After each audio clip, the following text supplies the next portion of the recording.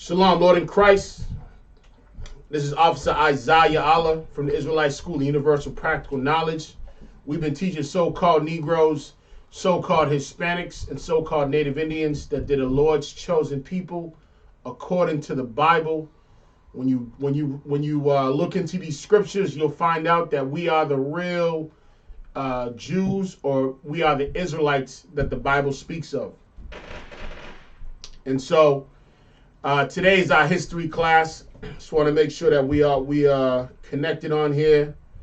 We should be streaming. I want to make sure that we in here. Salakia, bear with me one sec. Let me see if I can get this. Okay, so we should be live in effect.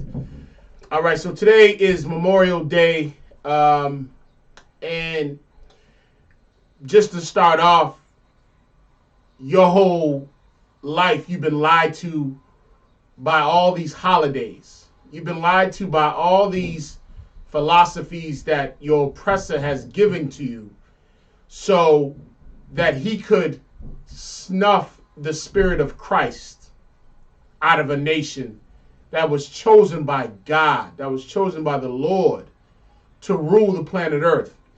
And anything white is a lie. You know, that's just the gist of it all. You know what I mean?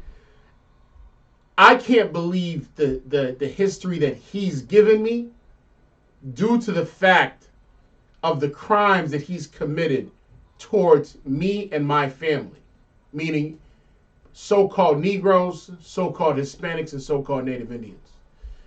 And my beef with him is the same beef that the Most High has with our oppressor. The beef is the crimes that he's committed towards us, right? This is a villainous beast that has no empathy for the children of Israel. This is a villainous beast that continuously floods the earth with lies. And the one thing that he wants to keep us in the dark is our true identity. And so today is Memorial Day, and what you have to understand is that we're in a time where it's the end of our punishment, right? We've been in captivity under our so-called oppressor for 400 years, and we're still in this captivity. And we have expressed our love to our oppressor. We have expressed passionately that we would be willing to die in his wars. We would be willing to fight for his cause. You know, Memorial Day, right? What is the true history of Memorial Day? And what you'll come to find out is that the true history and the forgotten history of Memorial Day is that it was started by black people, right?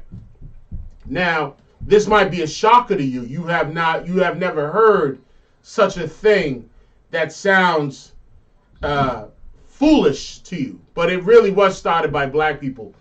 And we're gonna dive into the true history of Memorial Day. With that said, if you have any questions, type your questions in online. Let me give a proper salute. Salakia, bear with me. You know, I still finger chop till this day. Haven't quite learned how to type too fast. But let me give a salute on the chat. You know what I mean? If you want to chat, if I'm having any issues with the volume, any video issues, please let me know. This is a history class that is much needed for all those that feel like a patriot today, that feel that they're fulfilling their American duty. And just like we tell black people that you should not vote because this is not your country, right? everything that we've done for this place, and we've received nothing. We haven't received any honor. We haven't received, there hasn't been any flags raised for our patriotism. And truly, black people are more patriotic than white people. And the reason why I say that, we're more patriotic than our oppressors, bear with me. Let me just salute anyone, whoever's online. Let me know if my audio is good. There you go. Okay, I got my first message out. Class participation is necessary for those that are in and out of that are in the school and that are not in the school. You definitely want to receive some of this medicine. Memorial Day is something. It has become a federal holiday.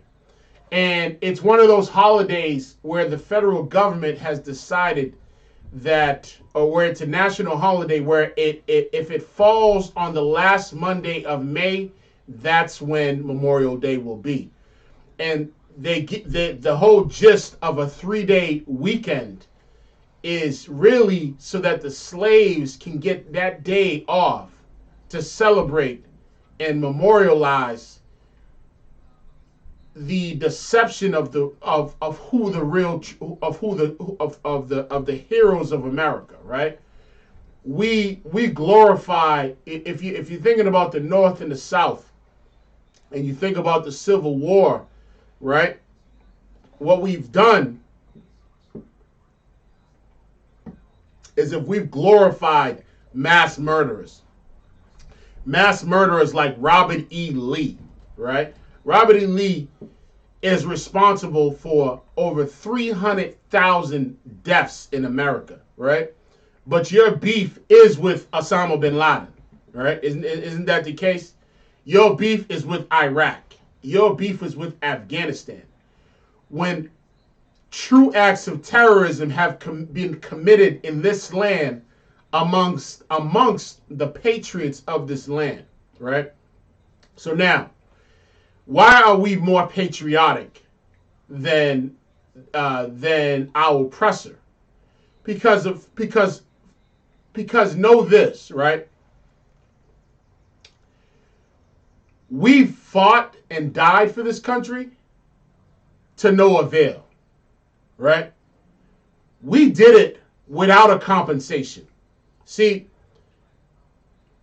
when our oppressor fights for his freedom, he expects to receive some sort of compensation.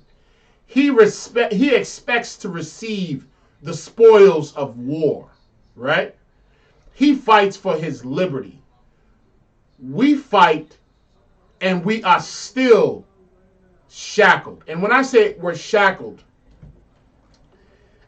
in 2020, I'm not talking about in a physical sense, but it's the shackling of our mind. Meaning, if you are celebrating Memorial Day today and you slapping some pork ribs, which is an offense to the Lord, which is an abomination, onto that grill, what you're saying is that you hate yourself, right? It's a self-hatred act to celebrate Memorial Day, right?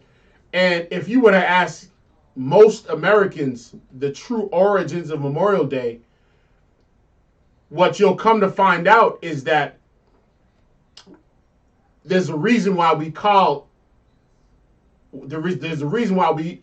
our oppressor the devil that the Bible speaks of, because he has spewed this lie about Memorial Day that glorifies his people, that elevates his people, right? And in actuality, the true history of Memorial Day is really demeaning towards our oppressor. Meaning, the true history of Memorial Day shows that our oppressor lacks integrity and honor. Now, you want to know where I'm going with this. First, we have to dive into the true, we got to dive into the real history of it, and we're going to pull up some articles. But before we do that, I want you to go to Revelations, right? Actually, you know what? I ain't going to use my digital sword. I recommend everyone go back to the old school way of doing things. You know what I mean?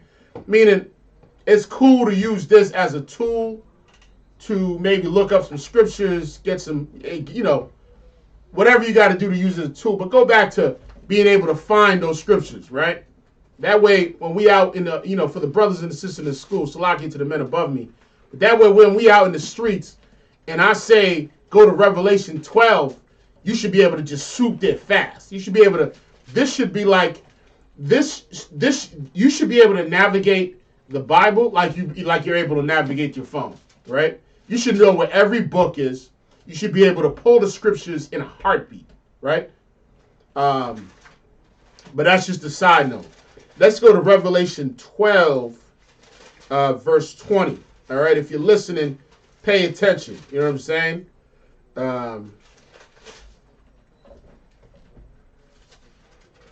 Revelation chapter Salakia. Let's go to Revelation chapter 12, verse 15. And it says this: and the serpent cast out of his mouth, water as a flood after the woman. So basically what this scripture is saying, the flood that it's talking about our oppressor flooding the earth with his lies and his philosophies, right? And it says after the woman. For what? If you really want to know what the end game is about, it really boils down to two players. It boils down to our oppressor, the so-called white man, or the devil, or the serpent, who the Bible speaks of. And it boils down to the children of Israel, right? So-called Negroes, so-called Hispanics, so-called Native Indians, right? And what you have to understand is that those flood of lies is putting us in darkness, in a chain of darkness. It's delineating the idea that we are the Lord's chosen people. It's straying us away from our true calling as Israelites, as men of the Lord, right? And so what he does is he floods the earth with lies. And what makes it even worse is that the internet is a highway of information. I remember I was speaking to a brother the other day about, this brother was from New Hampshire, and I was talking to the brother, and he was babbling about his woman, and he might have identified some sort of weakness when it came to his woman. But we was kicking it or whatever. And I talked to him about, how your mind is like a sponge, right? And you have to be able to filter what goes in and what comes out. And the problem is that you think that what you watch and the things that you're taking in might not necessarily affect you, but you don't understand how Satan works, right? Satan just needs to drop a little bit of seed in good ground. And in your mind, he'll try to find that good ground, right? To drop that seed. And it's very important to filter what goes into your mind. The world will tell you to be open-minded. We're telling you to be closed-minded, right? To put a wall around your mind. And so the serpent, our so-called oppressor, is flooding the earth with lies, right? And it says after the woman, right? And those lies are destroying the children of Israel. Because when you read 2nd Ezra chapter 6, it says that this world was made for our sakes, right? The Ezra was making an argument about how this world was made for our sakes. But how is it that because this world was made for us, how is it that we are under the subjection of our enemies, right? And so Ezra was raising an argument on this. Let's keep reading. That he might cause her to be carried away of the flood. And the her that it's talking about is the children of Israel, right? See, our oppressor's whole MO is to snuff out Salaki. Our oppressor's whole MO is to snuff out the spirit of Christ, right? And as the spirit of Christ is trying to push out, right? What he tries to do is he floods the earth with lies so that it could snuff out the spirit of Christ. He continuously oppresses us, continuously uses devices against us to afflict our people, right? Much like when you think about Planned Parenthood, right? Planned Parenthood and the eugenics program is something that was put in place to eliminate the multiplication of our people. Back in Egypt, as you know, especially when you're dealing with, Judites at one point used to, back in the 60s and 70s, they were pumping out babies left and right. It wasn't a problem. They were just popping out babies. Nowadays, if a woman has 3 kids, it's like, whoa. You know what I mean? You're looking at that woman like, 3 kids, that's a lot. When back then, black women were having 13, 14 babies, pumping them babies out, right?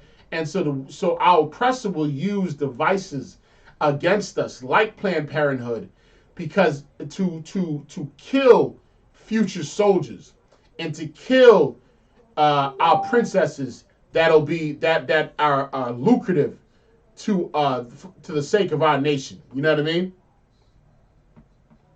But Salakia, bear with me. You know what I mean? So this is what we have to stop. And Memorial Day is another lie in the flood that our oppressor has put out onto the earth, right? That he might cause her to be carried away of the flood. Verse 16. And the earth helped the woman. And this is why archaeology is very important. This is why digging in the crates to find out true and accurate history, true and accurate history, because it's the earth that is helping the woman. Meaning, we're able to find out that we're the lost 12 tribes of Israel. How were we able to find that out? Through the earth, through archaeology, right? When you read Genesis 49, Genesis 49 will point you in the right direction, right? And it'll source out the archaeology that can prove that we're the 12 tribes of Israel, right? And the earth will help us out in this sense. You know what I mean? History is something that, there's hidden history, or there's books that many are not even, many have never heard of, that can prove that the Mexicans are the 12 lost tribes of Israel. That can prove that the Native Indians are the 12 lost tribes of Israel. That can prove in Africa, in Negro land, right? The land of Judah. So the reason why I wanted to start this off is because in this history class, what we have to understand is that Memorial Day and what we know of it is a lie. All right. I know it might. I know if you're a vet listening right now, I know this might hurt your feeling. But Memorial Day is a lie. The depiction of Memorial Day, for what we know of it, is a lie. And now let's get the truth. So now, maybe let's go side to side. Let's get the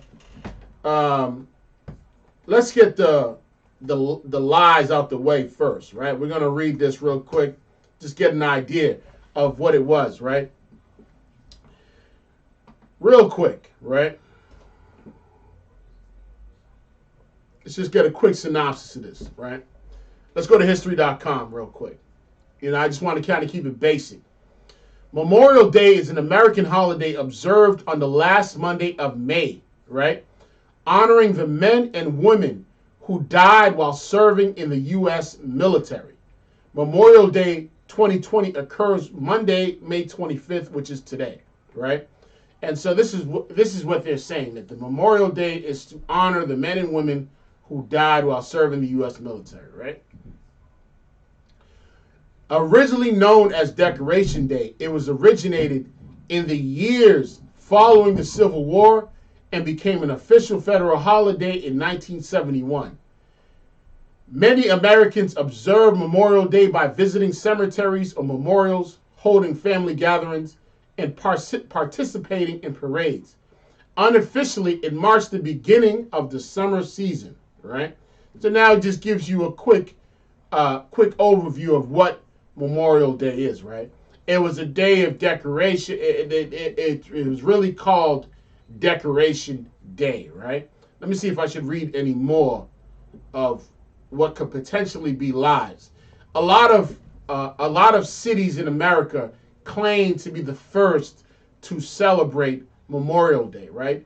To the first to bring out Memorial Day, right? But let's find out what it really was about, right? Give me 1 second. Bear with me.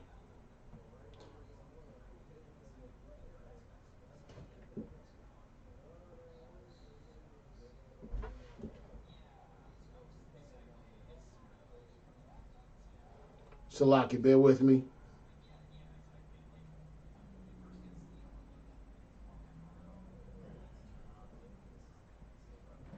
Okay, so here's the lie of Memorial Day, right? According to the United States Library of Congress website, Southern women decorated the graves of soldiers even before the Civil War ends.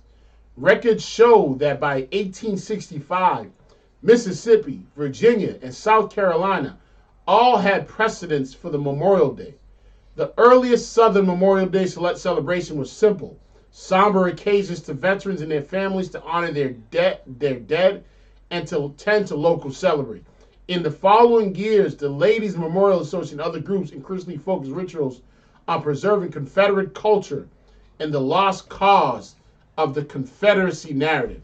And then it goes through a bunch of different cities that claimed to be the first to observe Memorial Day. But in the UPK, what we do is we kill all the lies, right? We know that the earth is the one that's going to Salaka, we know that the earth is the one that's going to help the woman. And so to really find out the true origin of Memorial Day, we have to go to Charleston, South Carolina. And I think Charleston, South Carolina I think that's where Dylan Roof is from. If I'm not mistaken, let me know if I'm wrong, but I believe he's from Charleston, South Carolina. I know he's from South Carolina. Let's see. Yeah. And the church shooting was in Charleston, where those 9 black parishioners died from the hands of this devil, right? From the hands of this terrorist, right?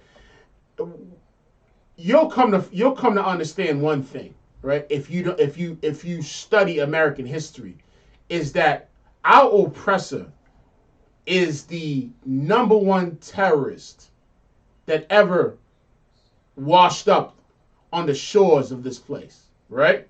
He is the number one terrorist. Meaning this, what we have to really analyze is that when the North and the South were in conflict, right? Salakia. Right? We have to understand that when the North and the South were in conflict with one another, there was a special event that took place, right? And this is the underlying truth of Memorial Day. And in that special event, it showed the true nature of our oppressor.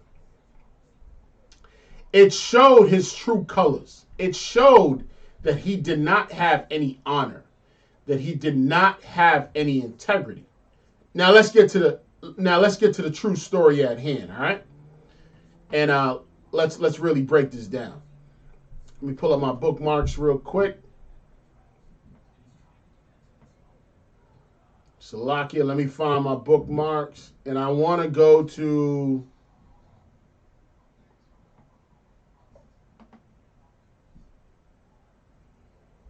All right, so we're going to go to... It's called the ChicagoCrusader.com. Memorial Day was founded by blacks, right?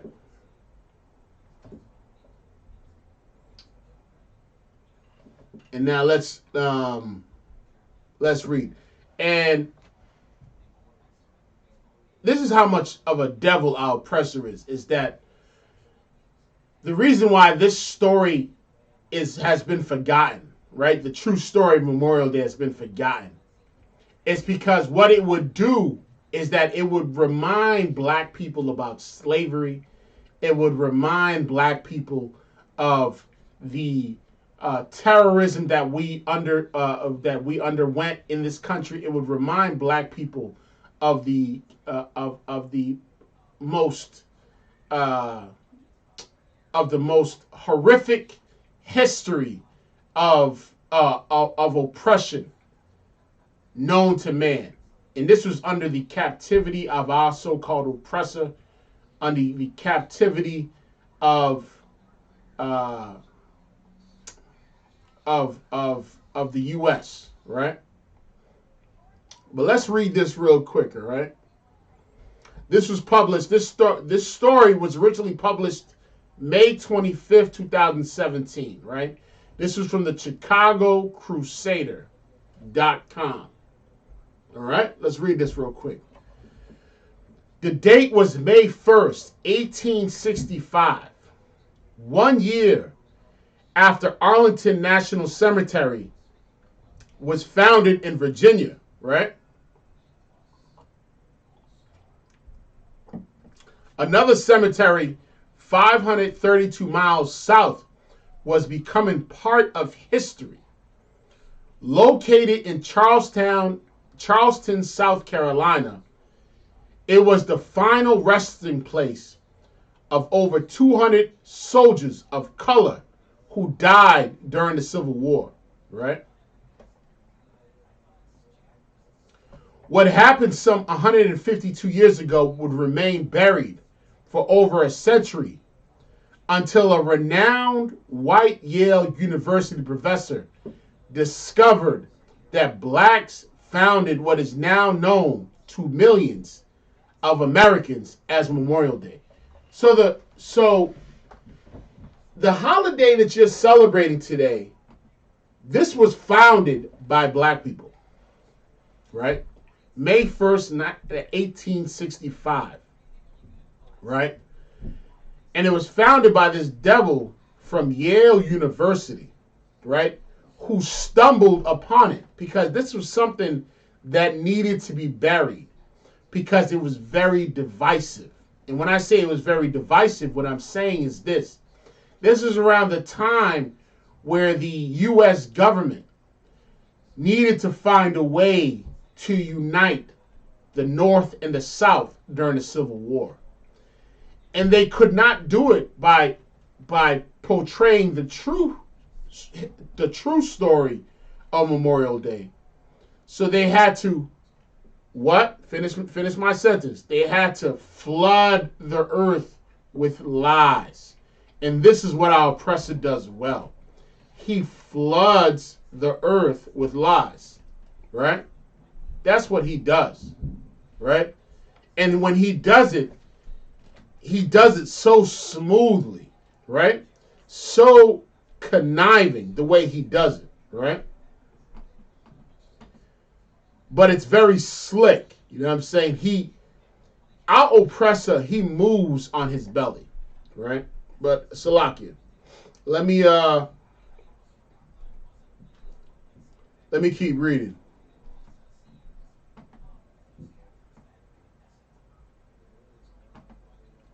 Salakia, let me get there. Okay. Now, let's keep reading. Erased from history, it's a story that has stirred mixed emotions and jolted the pride of white cities. Now, keep in mind what it just said here, right? why there's a push like he's a god on feel that to you know to glorify his success in all his war campaigns, right? They had to erase the true history of Memorial Day out the history books. They had to get that out of there, right? And now let's look at what the word jolt means, right? We're going to look up the word jolt.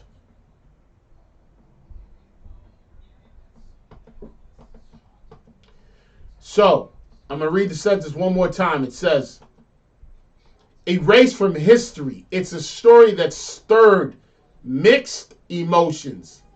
And those mixed emotions come from where? Meaning this, on our oppressor side, he don't want to hear a story of a story, a most beautiful story about black men that are commemorating and memorializing the dead, the fallen soldiers, right? He don't want to hear that. He doesn't want to hear how demeaning our oppressor was with those fallen soldiers. And I'm going to explain this, right? To jolted means the meaning of jolted, right? It means to kind of like I'm trying to think of the best definition. Jolted means to feel like shocked or surprised or disappointment. It would have, if they were to come out with the true story of Memorial Day, it would have been a disappointment to what? The pride of these white cities. And this is, let me tell you something. When you go out into the suburbs and when you go out into white America, when I say white America, it's the place that white America is the place they don't want you in, right? They have ways of being separate, right? And unequal, meaning they know. I mean,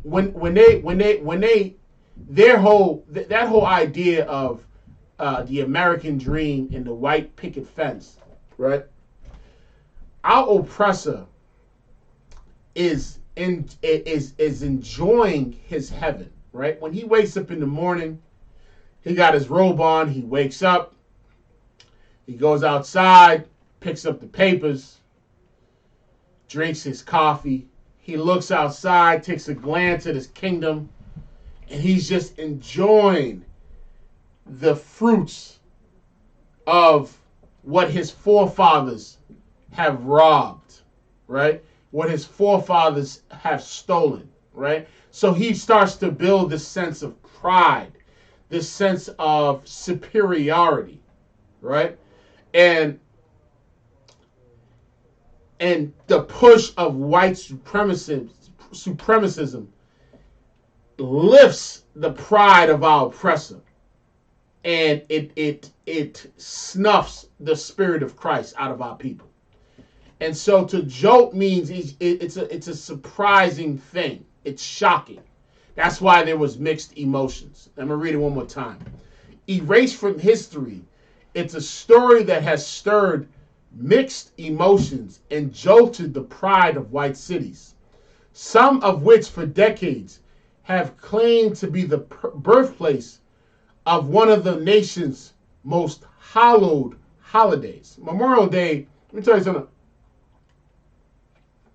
Let me school you on Memorial Day. Memorial Day has record-breaking numbers of people getting locked up, right? It's a time, this weekend was a time where stadies, they got their speed traps and their radar guns, and they have a certain quota to fulfill during this weekend. It's a time where a lot of people lose their mind. People travel to Miami. People just get crazy on the road, right? There's a spirit in this holiday that has an evil premise to it. right? And it's built off lies, right? And so let's keep reading. None of these claims included the black narrative. See, you always hear the white narrative of history, right? The white narrative of you being in Africa and the transatlantic slave trade. The white narrative of your history has been suppressed by white narrative, right? Let me get a scripture real quick. Here's what Christ said about our oppressor, right?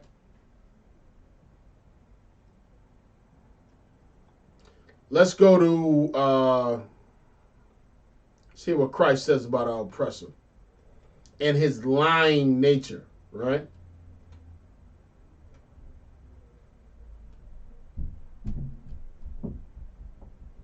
Let's go to John chapter 8, verse 44. All right, let's get that real quick. John chapter 8, verse 44. Let me give you a little something about the white narrative and why the white narrative is the reason why you believe in white Jesus. It's the reason why you are a Muslim today. It's the reason why you're a homosexual today. It's a reason why you're a drug dealer today. You have been pushed by this white narrative. And he took this book, right? And he gave you his narrative. He made himself the angels. He made himself Christ. He made himself Moses. He made himself the prophets, right?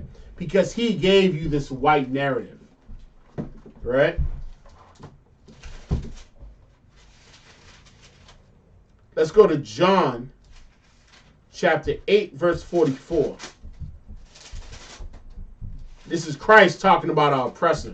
When Christ was on the scene, you got to remember that the Romans were the ones that were, it was under the Roman Empire, right, that he was crusading.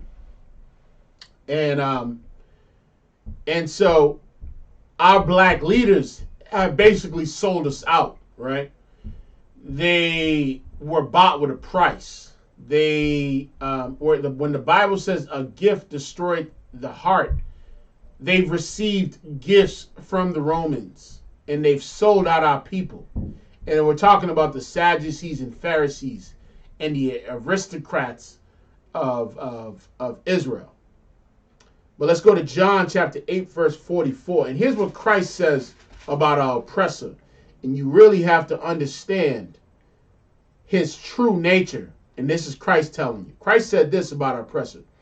He was talking to the black leaders at that time that claimed to be the seed of Moses, which they were. But here's what Christ says. He says this.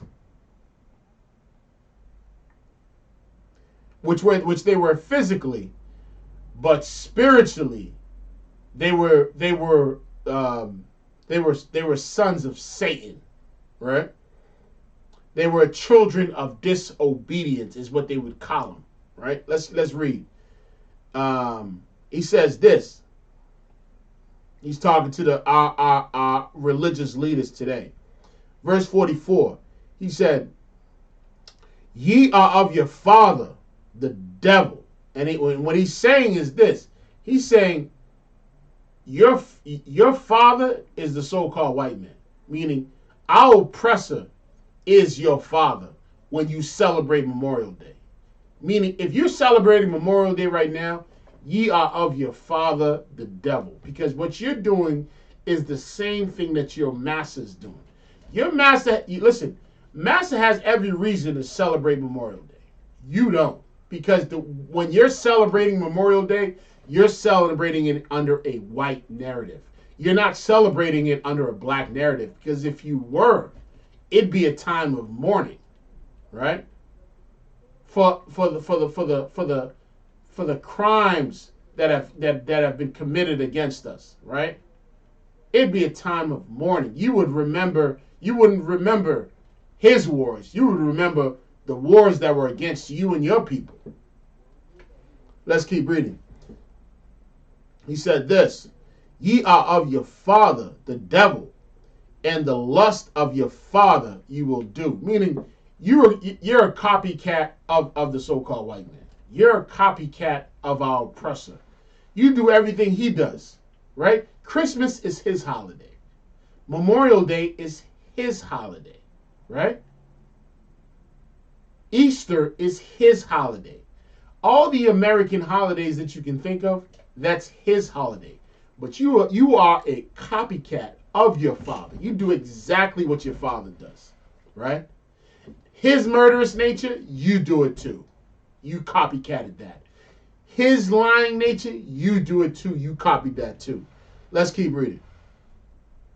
He was a murderer from the beginning. And we spoke about Robert E. Lee, right? Robert E. Lee has statues erected all over the South, right? He's glorified as a hero when Robert E. Lee was a terrorist. Robert E. Lee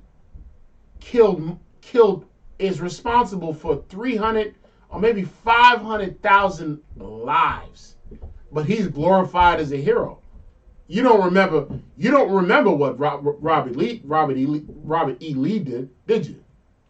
You don't remember all the murders that he's committed, right? That he was responsible for, right? Let's keep reading. It says this, and he abode not in the truth. Let me tell you something, right? You didn't know that Memorial Day was started by black people. Is because the narrative that you got it from, this villainous lying beast, when he tells you something, it's never truthful. There's always something you have to question when it comes from your oppressor, right? You always have to question it, right? You always have to have facts to back up what he's saying. You gotta be able to screen him, right? Because he has a lying nature to him, right? Let's keep reading. When he says, because there is no truth in him. Think about what it just said. We're in John 8:44. It said there is no truth in him. There ain't no truth in your oppressor, man. Everything he's told you was a lie. Everything he's told you. Nowadays, it's even worse because most of y'all are drug addicts smoking weed all day. Mind just bent over. Can't even think straight. And it's even easier to deceive the simple. It's even easier to put that seed in your mind, right? You probably spent all last week trying to find a new grill. For what? For what? You're not even memorializing your family and those that have died, right? You're not doing that, right? Over 100,000 brothers and sisters died in the transatlantic slave trade. That's an act of war.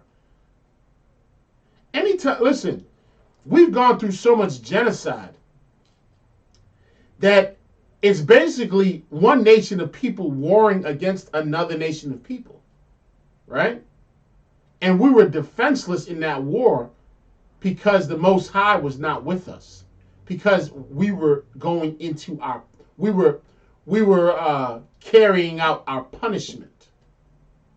But with that said, what is your memorial about as a black and Hispanic man, right? If you're a black vet listening to this show today, I want to ask you a question. Why are you fighting in the U.S. Army? Why are you fighting in the U.S. military?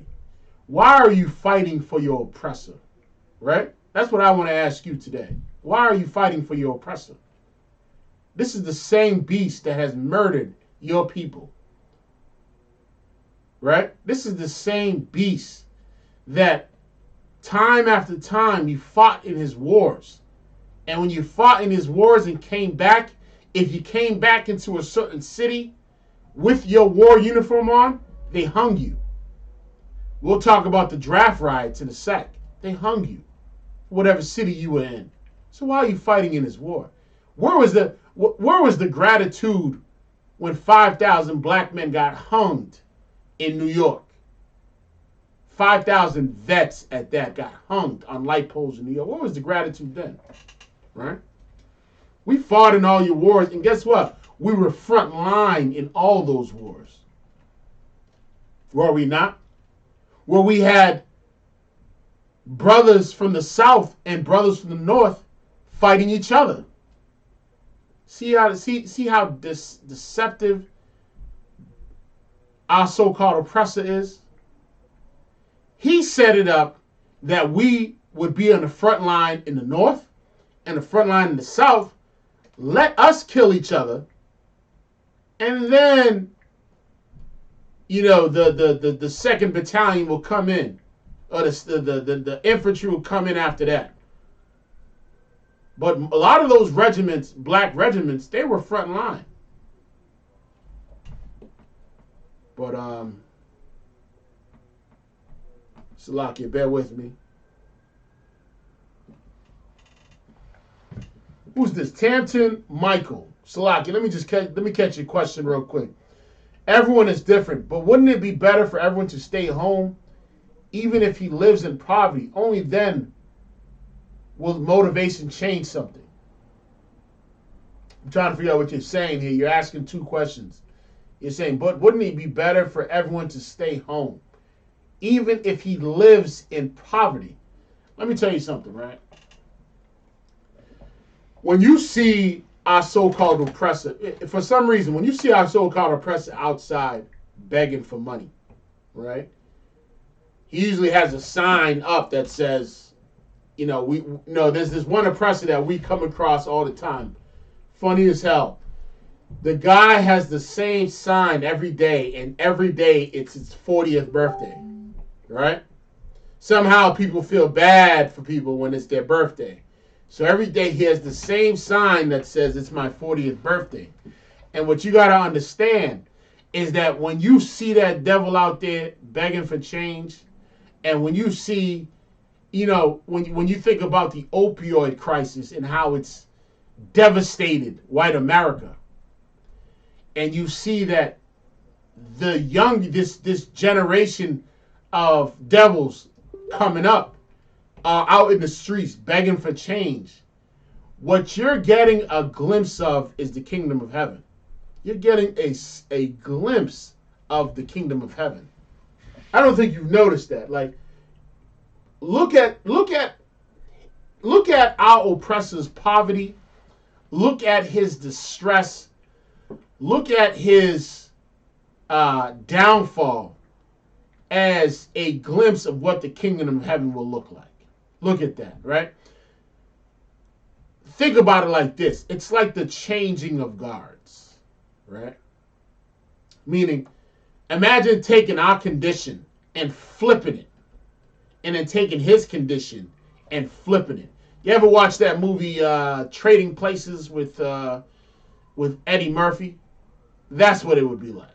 It's like in this sense, we're trading places. We're trading status is what we're doing. Right? When Christ comes back, right? Where we'll be the elite class. We'll be the rulers on the planet.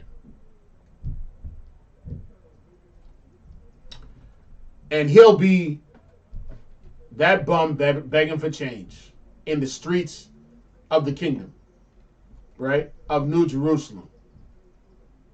He'll be the one marching and asking for food stamps, and he'll be the one, he'll be the last one hired, first one fired, right?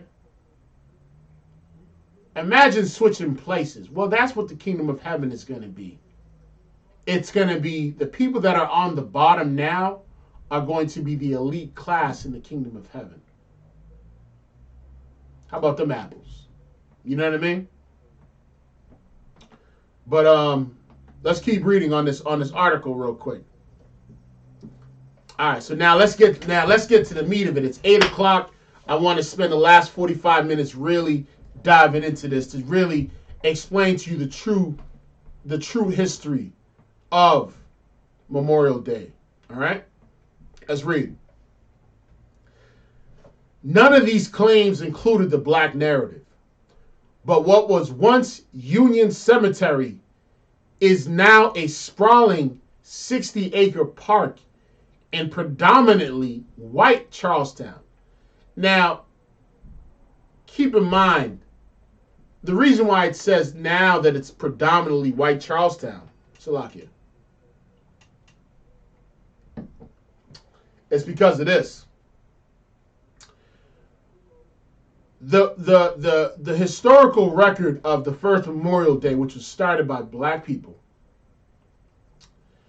what you'll come to find out that it being predominantly white Charlestown, there was a point during that time where this beautiful historic event went down.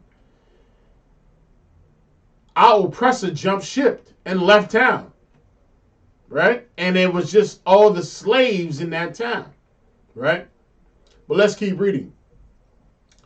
60-acre park in predominantly white Charlestown, which amid lush gardens, ponds, a gazebo, and fountains, sits at a bronze plaque acknowledging the park as the site of the first Memorial Day, and where thousands decorated the graves of black soldiers who were reburied there after Confederate soldiers interred them in a mass grave in 1865. Now, understand this, right? The Confederate soldiers at that time, they realized that the Union Army was coming. And so what they did was they did the same thing that the Nazis did when they took the bodies and just threw them in mass graves. As cowards and as men that did not have integrity or honor, what these Confederate soldiers did was that they took all the bodies of those 200 soldiers, right? Now, we got to talk about how and where this happened. And you got to go back to a racetrack where the soldiers were being held. And a lot of those soldiers have died from diseases. So they took over this racetrack and they made it a prison where they kept Union soldiers, right? And black and white. And when they realized that the Union soldiers were coming into town, they took all the dead bodies. I think it was over 250 dead bodies, and they threw them into graves, into a mass grave. And now let's keep reading. And this is the timeline. Let's keep reading. The soldiers' families held a parade and decorated the graves on May 1st, 1865. Back then, it was an event that was known as Decoration Day. Today, the holiday is known as Memorial Day after Congress passed a law in 1868. The move made Memorial Day an official federal holiday that went into effect in 1971.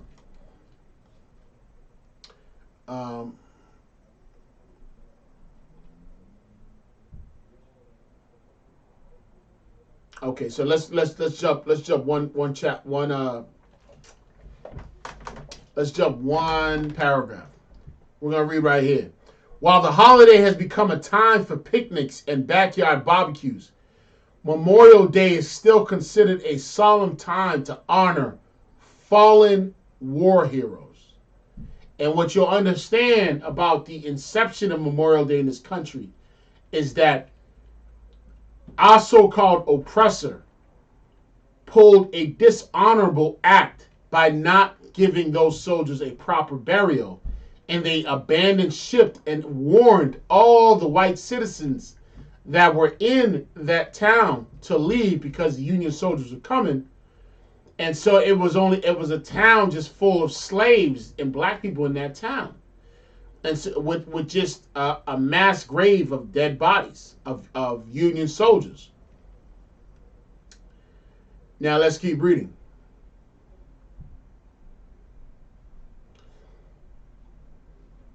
It's a practice that, now here's the kicker. For decades, cities have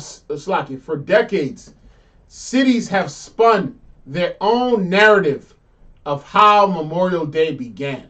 And this is the problem, is that to understand the true story of Memorial Day, this was unsettling for a lot of these prideful white cities. So what they had to do was they had to spin their own narrative of Memorial Day, right? And by spinning their own narrative, this is what would elevate and unite the North and the South, right? When the true history of Memorial Day was decisive, it would have brought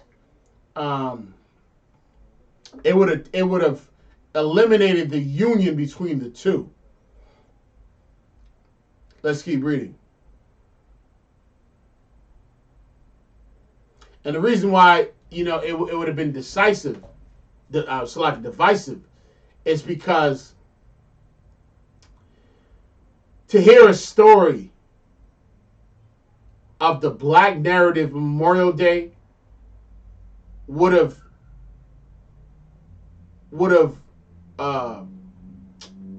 pushed the pride of all these white cities. It wouldn't have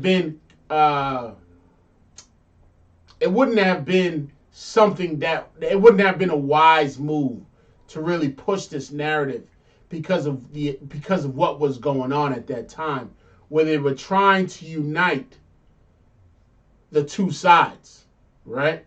And so they needed the white narrative of it so they can bring the country back together, because the country was in turmoil. The country was divided. And so they needed to revamp the story to make it fit so that it can build a sense of pride and unity for our oppressor, right? Let's get it.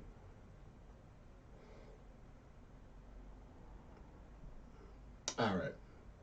It's a practice that increased after Charlestown listen, hear this part. It says, it's a practice that increased after Charleston created its own story while ignoring local news reports of blacks starting a tradition of honoring dead soldiers. Now,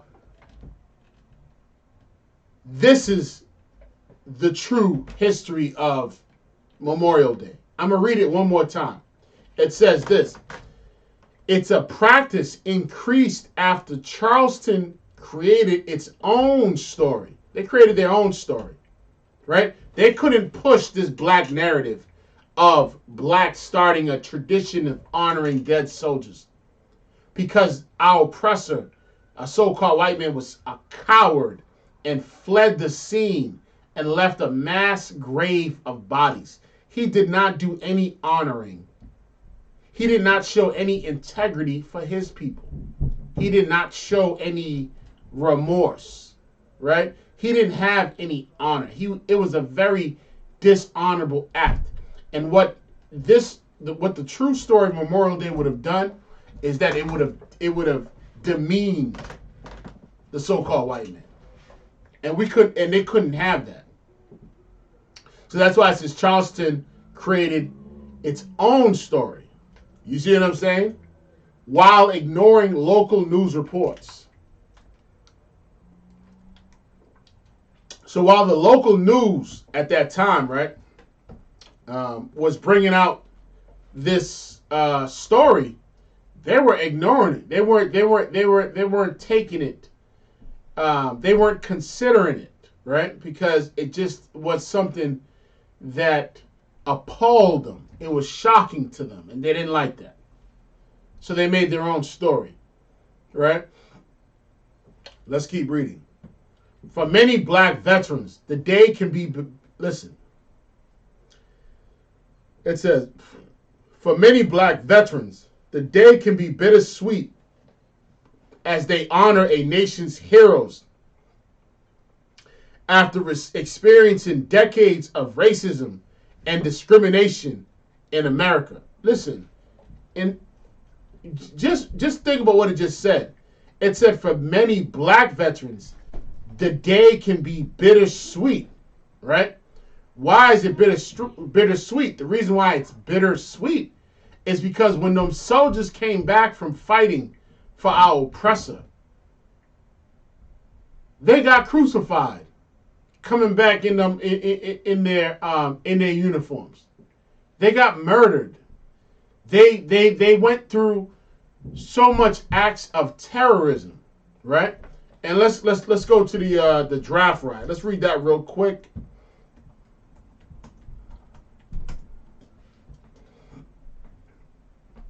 Let's go to the New York draft riots, right? Something y'all never even heard of. A lot of y'all never heard of this. But let's read what it says. We're going to go to history.com. The New York draft riots occurred in July 1863 when the anger of working class New Yorkers over a new federal draft law during the Civil War sparked 5 days of some of the bloodiest and most destructive rioting in U.S. history.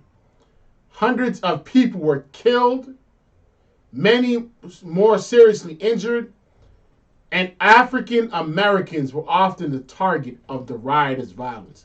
So because the federal government decided to start this federal draft law, right, during the Civil War, this sparked outrage amongst our oppressor.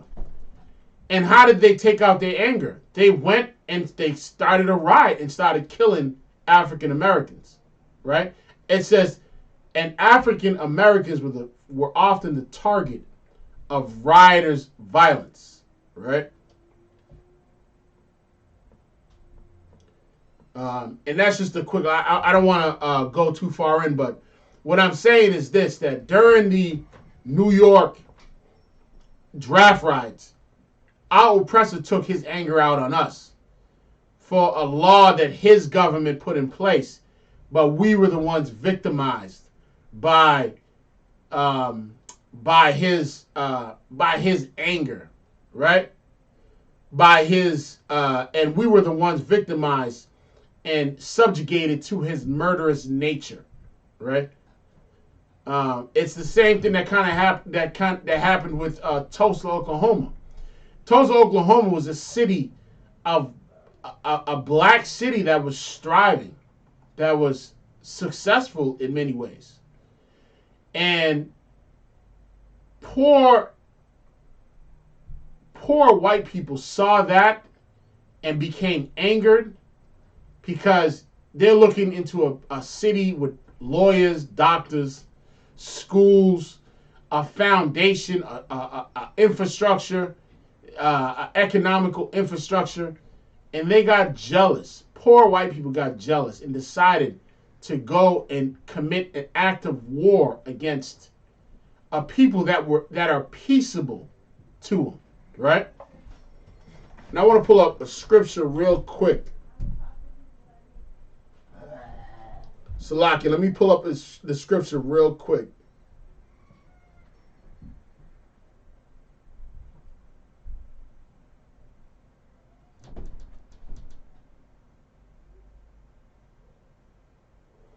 Bear with me, y'all.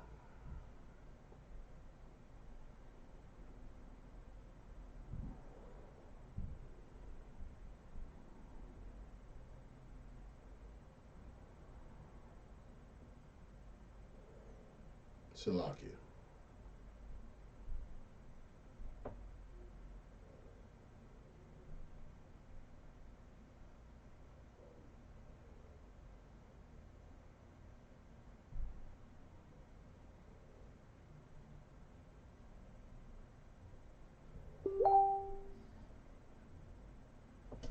Lucky. Bear with me.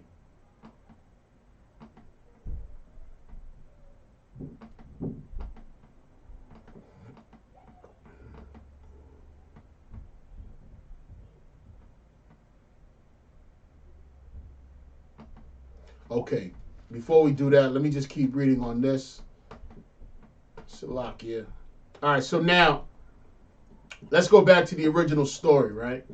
The true story of Memorial Day. Let's get it. I'm gonna pull up the scripture in a hot sec. In 2001, David W. Blight, an author, scholar, and professor at Yale University, published his award-winning book, Race and Reunion. So now this devil, he stumbled across and it was just random how he stumbled across some memoirs of veterans, right? That wrote, soldiers a lot of times they do a lot of writing, right? And they send out a lot of letters. So he read like a memoir, and it's going to explain how he came across the fact that blacks started Memorial Days, meaning blacks started a new tradition of honoring dead soldiers, right? Let's keep reading. The Civil War in Blight, who spoke to the Crusader during a telephone conversation from the Ivy League School in New Haven, Connecticut, says the book capped years of research that began when he found records about blacks during the Civil War at one archive at Harvard University. Now, Harvard University has one of the top three libraries. Is one of the top three libraries in the country. And so he went to the archives over there and he found records, right, about blacks during the Civil War.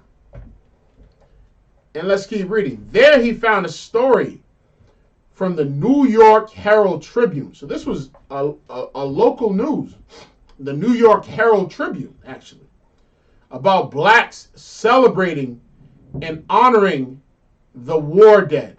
See, we were the ones that celebrated and honored the war dead. And he's going to explain what we mean by we were the first ones to do that, right? And us and what did we get out of all that, right? For all our fallen soldiers, what have we gotten out of that? We have not gotten out a goddamn thing, but more police shootings, but more incarcerations, right?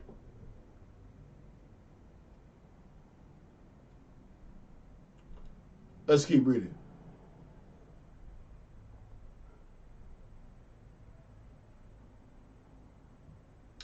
There he found a story from the New York Herald Tribune about blacks celebrating the honoring the war dead.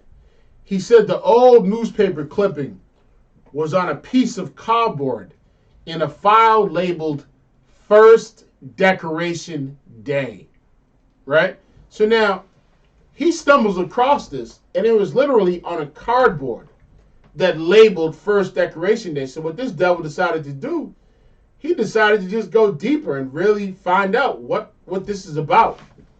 Why does it say the First Decoration Day, right? The same title Blight used for his article that was published in several newspapers. Let's keep reading. I was quite surprised, Blight said. I was like, praise God. I hope this is true. One thing led to another, and I kept digging, and there it was. So this devil, he just kept going in, kept digging, trying to figure out if this is accurate, if this is true. And let's keep reading. Blight said the discovery led him to other stories in the Charlestown Daily Courier and the New York Herald Tribune. So as these local newspapers were pushing out these stories of the First Decorative Day, The locals were ignoring it. They didn't want to hear the fact of black people being the first to honor the dead. They didn't want to hear that. It killed their pride, because what it would have did was that it would have showed how dishonorable they are as a people, and it would have showed how honorable we are as a people. You know what I'm saying? That's why the Lord said we are the salt of the earth. We had honor and dignity, right, when we buried them soldiers. Meanwhile, our oppressor builds a mass grave and just dumps them in the mass grave and runs out of town and gets all his people out of town. This is the true story of the Memorial Day that we speak of. Salaki, let me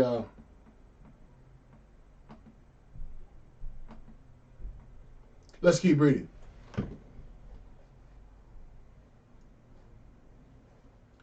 Both newspapers published stories about the final days of the Civil War, right?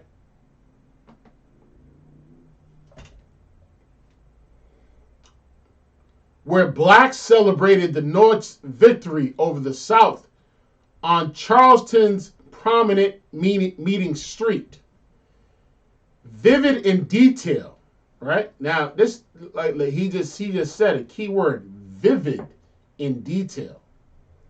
The book includes notes of the New York Herald Tribune reporter's personal account of the celebrations that led to the most eye-opening event. Meaning, the reporter at that time was actually there and he saw it.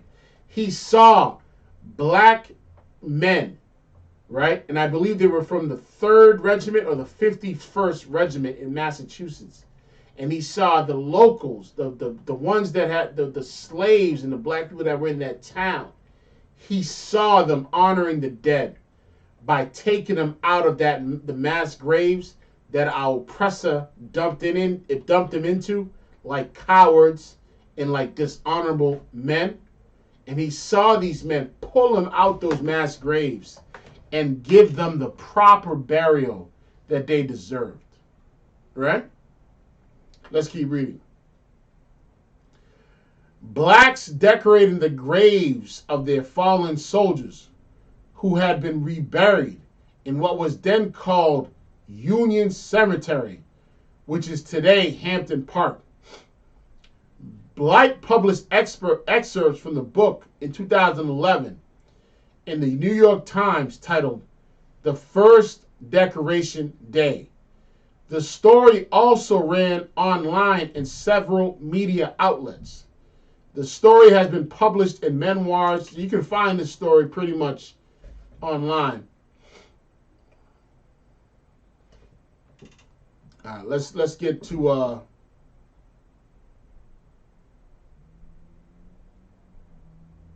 okay, so now this is when the story gets juicy, right? This is the part we want to read, right?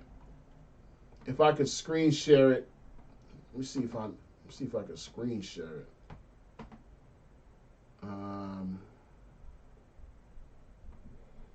Yeah, well, I'm not going to do the screen share, but I'm going to read it real quick.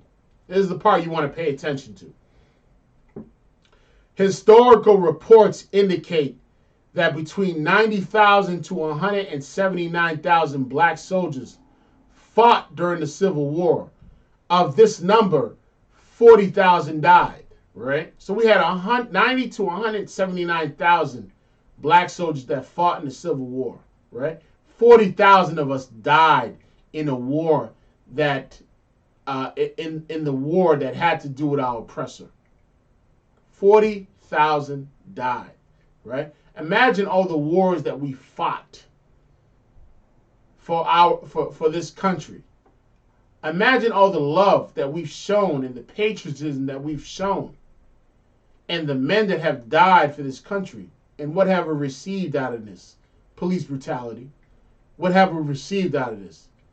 Mass incarceration. What have we received out of this? Right? Poverty, oppression, right? Hatred,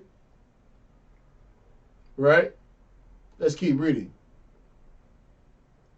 Blight stated that during the final year of the war, Confederate soldiers in Charlestown in 1865 had converted the Washington Racecourse and Jockey Club, a former plantation, into an outdoor prison. So now the Confederate soldiers see a racetrack that used to be a plantation, and they turn into a prison for the Union soldiers.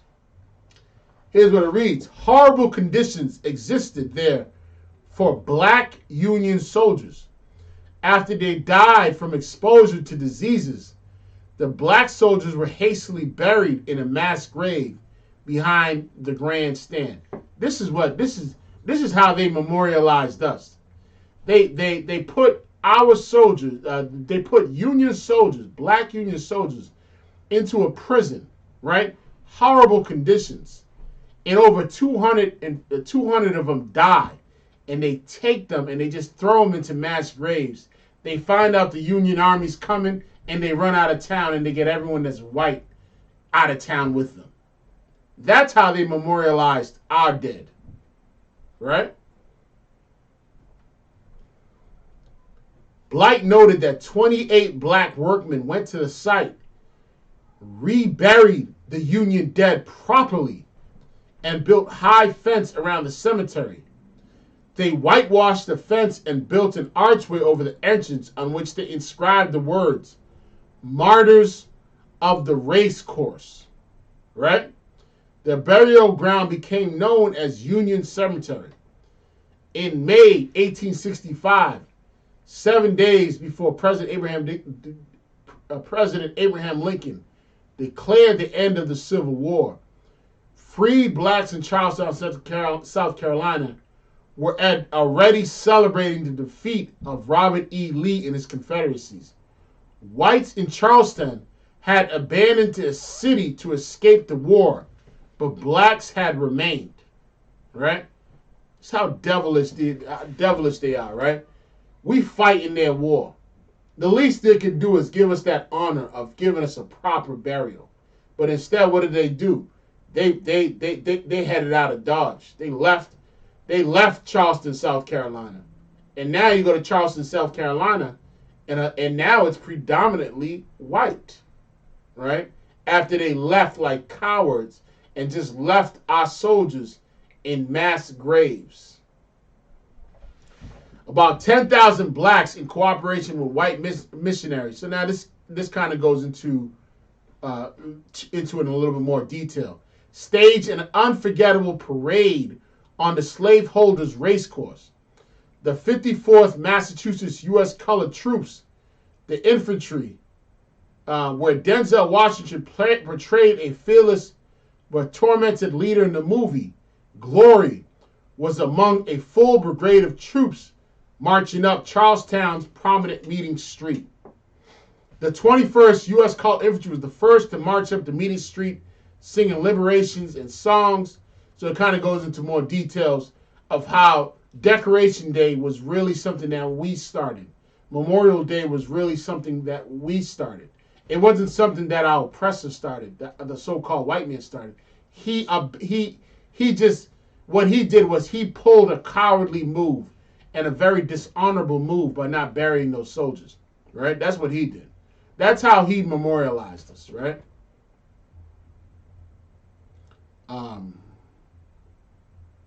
And we can keep reading too. Let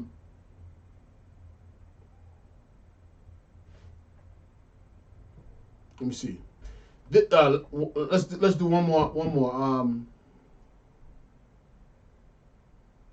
This was the first Memorial Day, May 1st, 1865. Right below in the Racing Union, African Americans invented the Memorial Day in Charlestown, SC.